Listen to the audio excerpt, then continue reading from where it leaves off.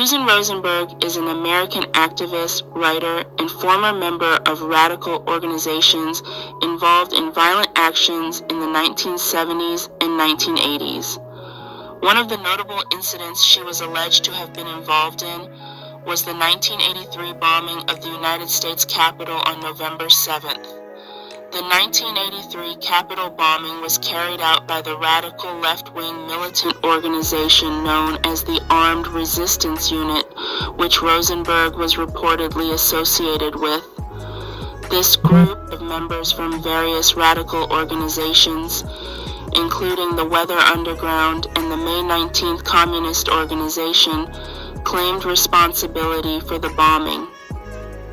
The attack was said to be a protest against U.S. military involvement in Lebanon and Grenada. On the night of November 7, 1983, a powerful bomb exploded on the second floor of the Capitol's North Wing, which housed the Senate chamber.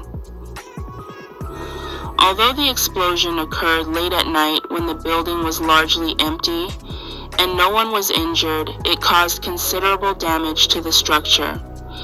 The bombing was a significant act of domestic terrorism, highlighting the extent of radical activism during that era.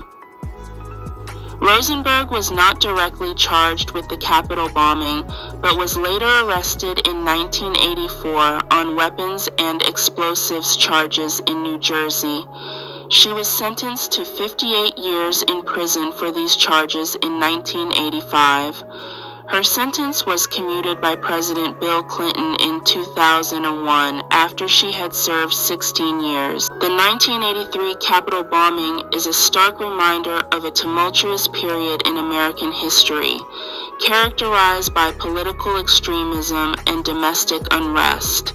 Susan Rosenberg's alleged involvement in this and other similar activities has made her a controversial figure, emblematic of the radical movements of the time.